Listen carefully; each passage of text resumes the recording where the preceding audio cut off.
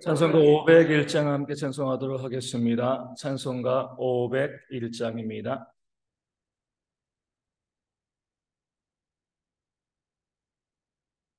찬송가 501장 함께 찬송하도록 하겠습니다. 501장입니다. 너시오나 이 소식 전파하라. 영광의 주 참 빛이 되신다. 만 백성을 이 밝은 빛에 모아 영원한 구원 주려 하신다. 이 기쁜 소식 곧 전하라. 구원의 소식을 널리 전하라. 죄 사슬에 얽매여 있는 사람 하도 많아 다 셀 수 없구나. 이 형제들 다 건져내기 위해 주 예수 복을 널리 알리자. 이 기쁜 소식 곧 전하라. 구원의 소식을 널리 전하라. 온 세상에 너 크게 외치라. 하나님의 참 사랑이시다. 변비하게 이 땅에 오신 예수 만민의 죄를 담당하신다. 이 기쁜 소식 곧 전하라. 구원의 소식을 널리 전하라. 내 자녀도 이 복음 전파 늘 기도와 온 재물 들여서 이 복음을 너 힘써 전파하면 영광의 상을 내가 받으리. 이 기쁜 소식 곧 전하라.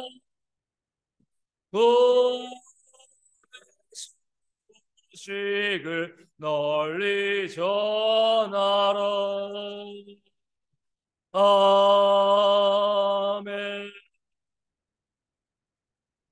사도신경으로 우리의 신앙을 함께 고백합니다. 나는 전능하신 아버지 하나님 천지의 창조주를 믿습니다. 나는 그의 유일하신 아들 우리 주 예수 그리스도를 믿습니다. 그는 성령으로 잉태되어 동정녀 마리아에게서 나시고 본디오 빌라도에게 고난을 받아 십자가에 못 박혀 죽으시고 장사된 지 사흘 만에 죽은 자 가운데서 다시 살아나셨으며 하늘에 오르시어 전능하신 아버지 하나님 우편에 앉아 계시다가 거기로부터 살아있는 자와 죽은 자를 심판하러 오십니다. 나는 성령을 믿으며 거룩한 공교회와 성도의 교제와 죄를 용서받는 것과 몸의 부활과 영생을 믿습니다. 아멘. 사도행전 13장 46절 말씀을 함께 봅니다. 사도행전 13장 46절 6절입니다.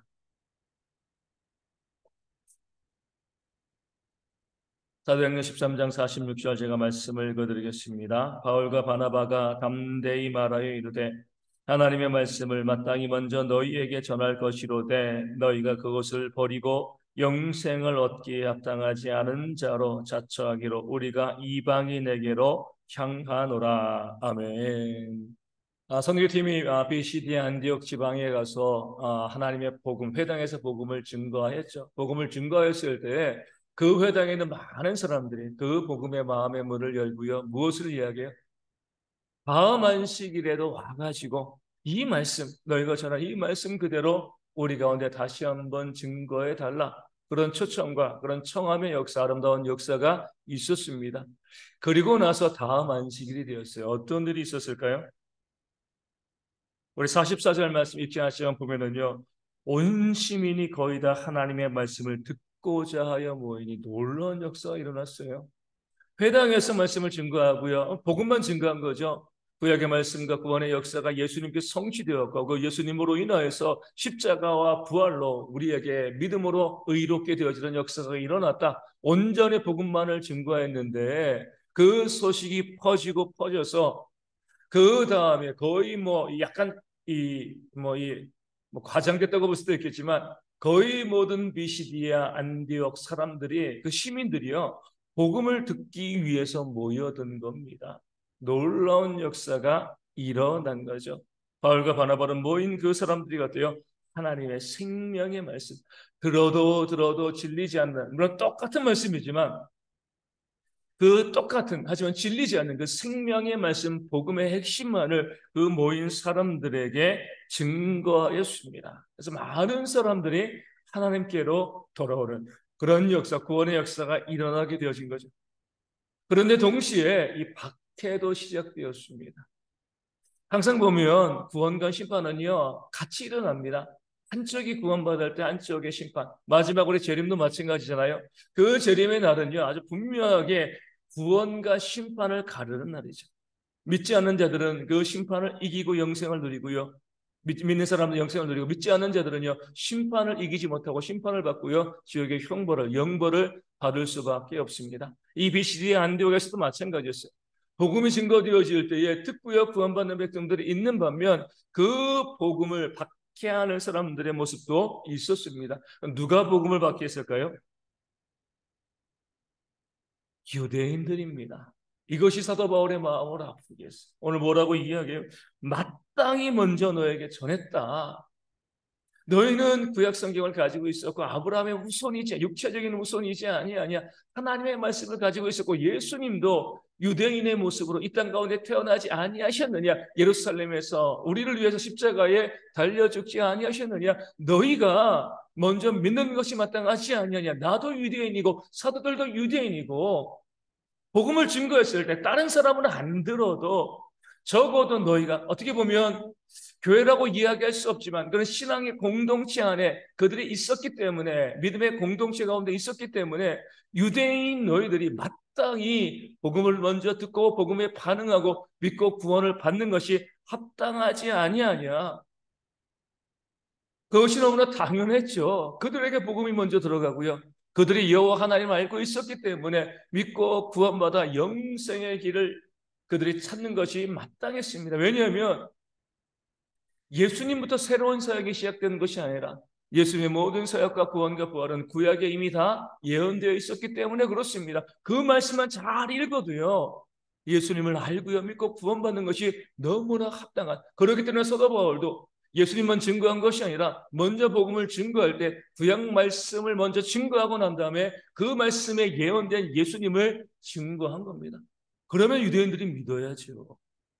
감사함으로 그 복음에 반응해야 되는데 오히려 그 유대인들은요 그 복음을 박해하고 그 복음을 반대하는 조목조목 따지면서 그 선교팀을 힘들게 하는 그런 모습을 보이고 있습니다. 그렇기 때문에 바울과 바나바 선교팀이 무엇이라고 이야기해요?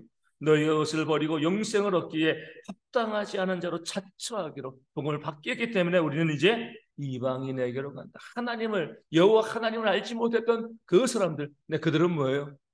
그 복음을 듣고 믿음으로 구원받는 하나님의 백성이 되는 그런 역사가 일어나게 되어진 겁니다. 문제는요, 그럼 왜 유대인들은 이 생명의 복음을 방해했을까? 복음을 박해했을까?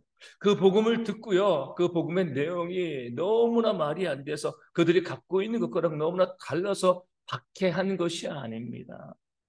유대인들이 복음을 박해한 이유는 너무나 간단해요. 우리 예수님을 십자가에 못 박아 죽인 것과 같은 거죠. 우리 45절 말씀 이렇게 있습니다. 유대인들이 그 무리를 보고 시기가 가득하여 바울이 말한 것을 반박하고 비방하거든.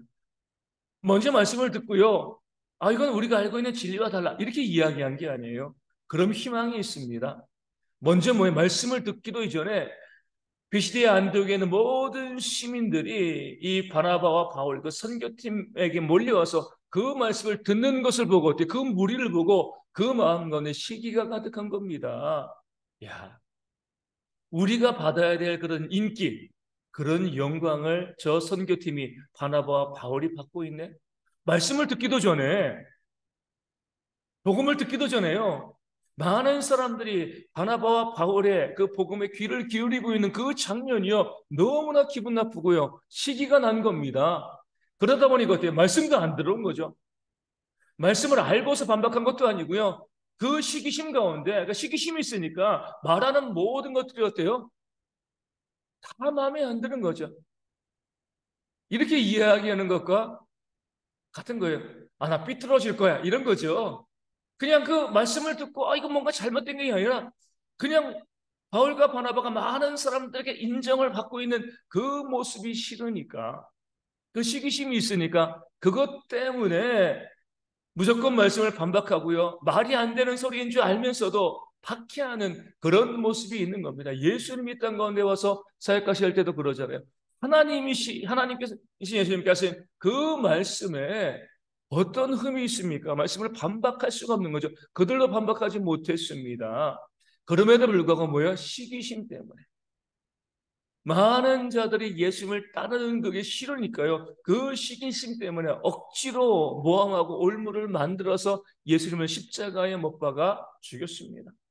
주일에 사도행전의 말씀을 통해서 보고 있지만 그 사도들을 감옥에 가두고요, 그들이 채찍질하고 협박한 이유는 뭐예요? 시기심입니다. 그 말씀에 반박할 수가 없었어요. 그 복음에 대해서 뭐라고 이야기할 게 없었습니다. 다만 많은 사람들이 그들을 따르니까 그들의 입에서 나온 말대로 너희가 이 복음을 이 예루살렘에 가득하게 만든다, 그 시기심 때문에 사도들을 박해하고 감옥에 가두고 그들을 채찍질한 것이죠. 그런 악한 모습이 오늘 본문 가운데 유대인들 가운데도 나와 있습니다. 시기심 때문에 마땅히 그들이 먼저 주를 믿고 어떻게 보면 복음을 협력하면서 동역자가 되어야 되는데 그 시기심 때문에 복음을 박해하고 바울과 바나바와 선교팀을 핍박하는 그런 모습이 오늘 본문 가운데 나와 있습니다. 이와 비슷한 모습이요, 이 시대 교회들 가운데도 많이 보여집니다. 우리 교회에서 보면 어때요? 모든 사람들이 내 마음에 들면 좋겠지만 우리도 다 사람들이 모인 것이기 때문에 그러기 참 어렵습니다. 그럼에도 불구하고 그들을 사랑하려고 애쓰고 노력을 하는 거죠. 그럴 때 우리 가운데 정말 중요한 건 뭐예요? 교회에서 또 성도들이 어떤 헌신과 수고, 또 복음을 위해서 애쓰고 수고하는 그런 모습이 있으면 어떻게 해야 돼요? 내 마음에 안 드는 사람이 수고하고 헌신해 줄 것을 인정해 줄 수 있어야죠. 내가 마음에 안 드는 사람이 헌신하고 수고한다고 해가지고요, 그 자체를 우리가 부정하고요, 인정하지 않으면 오늘 본문에 나와 있는 복음을 박해하는 유대인들과 다를 바가 없는 겁니다. 목사가 마음에 안 드는 일을 해도요, 목사가 말씀을 증거할 때나 그것이 하나님의 말씀인가 들으시면 되는 거예요. 그렇죠? 목사, 저희 교회 성도들이 적지만 큰 교회들 같은 경우는 마음에 안 드는 목사들, 부목사님들도 있고 목사들이 많이 있잖아요. 그렇죠? 교역자들이 많이 있습니다. 그럼 내 마음에 안 드는 목회자가 말씀을 증거할 수도 있어요. 그래도 어때요? 그 말씀 가운데 아멘 할 수 있어요. 그렇죠? 내가 마음에 안 드니까, 저 목사님, 네, 별로 마음에 안 들어. 그렇다고 해가지고 그 증거하는 말씀까지 부정되어서는 안 되는 겁니다. 우리 사람이 싫으면 어때요? 그 사람이 하는 하나님의 사역도 우리가 인정하지 않으려고 합니다. 내가 마음에 안 드는 그런 장로님, 권사님, 안수 집사님, 또 교회 집사님들이 대표 기도를 하면 아예 안 들으려고 하는 거죠. 그냥. 왜 저런 사람이 대표 기도를 해? 그 기도의 내용을 가지고 문제를 삼으면 모르지만 온전히 준비해서 기도하고 있는데 내 마음이 안 든다고 해가지고 그 사역하는 거, 뭐 교회에서 다른 헌신들도 마찬가지입니다. 열심히 섬기고 헌신하고 수고하고 애쓰면 그것이요 하나님을 위한 올바른 사역이라고 하면 내가 마음에 안 드는 사람이 그런 사역을 해도 뭐예요? 인정해 주고요 협력해야 되는데 내가 마음에 안 든다고 해가지고 그 사역 자체를 부정하고요 또 폄하하는 그런 일들이 교회 가운데 있다는 거죠. 어리석은 겁니다. 하나님의 심판을 받게 되어지는 거죠. 선교도 마찬가지예요. 우리 선교팀 안에서도 그럴 수 있어요. 저희는 인원이 작으니까 모르지만 예전 같은 경우 보면 한 제가 말씀한 90명 정도 선교팀이 가요. 가면은요, 뭐 목사님들도 많이 가고 그리고 이 청년들도 많이 가니까 서로 마음에 안 맞죠. 내 마음에 드는 사람도 있고요, 마음에 들지 않은 사람들도 있어요. 그러면 어떤 일이 벌어지냐면 저 목사님 내 마음에 안 들어. 그래서 목사님이 이렇게 하자 해도 안 해요.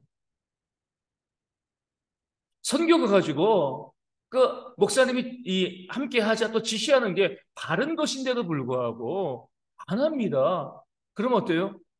그 선교의 사역에 문제가 발생할 수밖에 없는 거죠. 제가 갔을 때도 저보다 선배 목사님이 전체 팀장이 되어지고 뭐 저는 이제 부팀장 된 거죠. 제가 이제 그 선배 목사님이랑 저랑 사역의 스타일이 너무나 달라요. 제 마음에 들지 않았죠. 하지만 어때요? 그분이 팀장이면은요, 그분이 이끄는 대로 내가 협력해 주는 겁니다. 나 같으면 저렇게 안 해. 정말 제가 팀장이 됐으면 그렇게 안 할 거거든요. 그렇다고 해가지고 그분이 오른쪽 가자는데 제가 왼쪽 가면 안 돼요. 한 팀으로 가서 그분이 오른쪽 가자고 하면 같이 오른쪽으로 가고 제가 협력해 주는 거죠. 그럴 때 팀의 역사가 일어나는 것이지. 내 마음에 안 든다고 해가지고요. 나는 딴 길로 갈 거야. 난 삐뚤어질 테야. 이렇게 하다 보면 선교의 역사가 이루어지지 않는 겁니다. 우리가요, 믿는 자라서 때로는 냉정해야 돼요. 항상 무엇을 보면 이 사역이 옳은 것인가? 그가 가는 길이 옳은 것인가? 혹은 그것이 옳은 길이라고 하면 어때요? 우리가 그 길을 우리가 인정하고 협력해 줄 수 있는 그런 모습이 있어야 됩니다.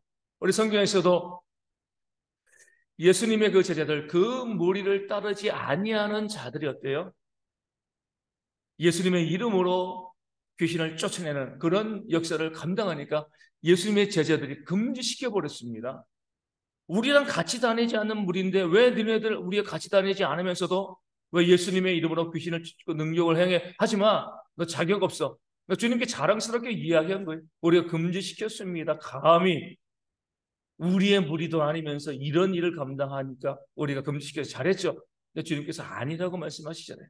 우리를 반대하지 않는 자는 우리와 함께하는 자이다 말씀하신 거예요.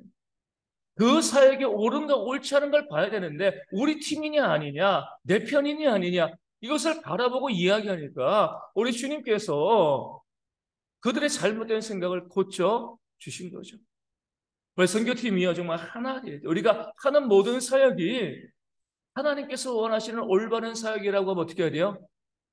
이끌어가고요 또 하는 이 사람들이 내 마음에 안 들고 그런 사람이라 할지라도 함께 협력하는 그런 모습이 있어야 됩니다.